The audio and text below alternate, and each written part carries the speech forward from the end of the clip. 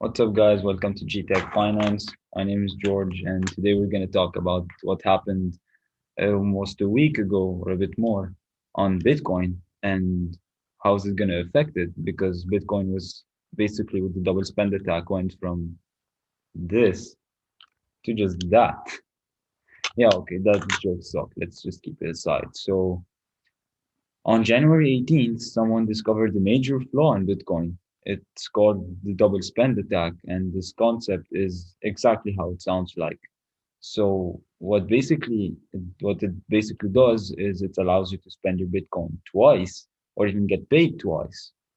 Now, on January 21st, after the news became viral and it went everywhere, we saw the price of Bitcoin just falling from near 40K till now it just stabilized to almost 34K.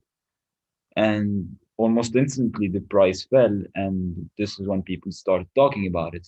When we even have the Treasury Secretary, which is Janet Yellen, who came out and spoke against cryptocurrencies, and she called it quote terrorism financing and poses terrorism risk. And I think, as you know, all of us still have a lot to learn in the crypto space. Uh, we even have Unbox Therapy, a channel that almost has 17.8 million subs, that made a video about it, but wrote at the top of their research Bitcoin stock, which we should know there is no such thing. It's either a Bitcoin price or anything else, but not a Bitcoin stock. It's not a stock. And so if such a savvy like Lewis Hilsetinger has yet to figure it out, then so do all of us. And me, I'm still a 15-year-old child who doesn't know a lot about crypto. But, and of course, it's not any investing advice or anything, it's just some entertaining concept. And so what really happened on the 18th of January? So first, I'd like to introduce you to a new concept known as FUD, which means fear, uncertainty, and doubt. Now, these three factors are usually the main factors that make the stock market collapse, whether it's uncertainty before election or doubt over the future of a company or anything.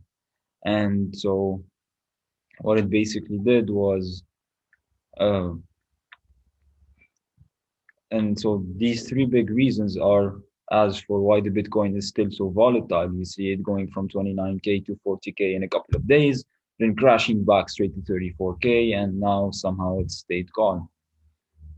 And we'll talk a bit more about the double spend attack right now because we see that Bitcoin is so volatile. And like for the stock market, a lot of people, since Bitcoin is still yet to have some kind of big market cap, is very, very hardly affected by uncertainty and spread of misinformation, which will incite the investors to sell their Bitcoin and therefore make the price crash, and which makes it a big opportunity to buy because we know the price is going to go back up sometime. And so we'll do profits like that. Uh, in another way, we have to understand first, before to understand what happened to Bitcoin this day, how does the blockchain work? So anytime someone sends or uses a Bitcoin, those transactions get sent to the block, which is 1 megabyte in size. These blocks are mined usually every almost 10 minutes in exchange for rewards in the form of fees. But on January 18th, what happened was someone made a transaction and paid one Satoshi, which is kind of a currency when it comes to Bitcoin, a Satoshi per byte. Now, the Satoshi per byte is a unit that measures the priority of the transaction. It basically takes the price of the transaction, the fee, which is in Satoshi, and it divides it by the byte, which is the size of your transaction. And 24 hours later, and on January 19th, excuse me, before we continue, on January 18th, someone made a transaction that was of almost one Satoshi per byte, which is a very low fee. And the transaction got stuck in what's called a mempool. So the mempool is the area of all pending transactions, which means, like, let's say when you put your credit card in the machine and it just, after you put the code, it just processes. Yeah, that's the mempool, kind of. and it stores infos on confirmed transactions. And basically, 24 hours later, after that purchase of one Satoshi per byte, the same person broadcasted another transaction, but with a slightly higher fee of precisely 9.4 Satoshi per byte, which still got stuck in the mempool. And an hour later, he did a third transaction of even higher fee, 14.3 Satoshis per byte. And his transaction was eventually confirmed. But before he was able to make his second replacement by fee, the blockchain split in two.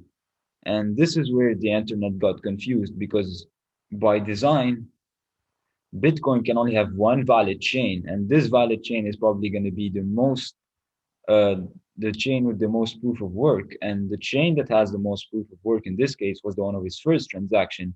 And so he ended up doing a transaction of one Satoshi per byte, but didn't pay the two others because it had less proof of work. And the media got really confused because they thought he was just paying twice.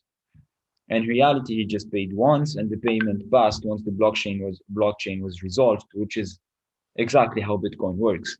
And yes, it was some kind of, we can call it a glitch maybe, but it eventually got some kind of result.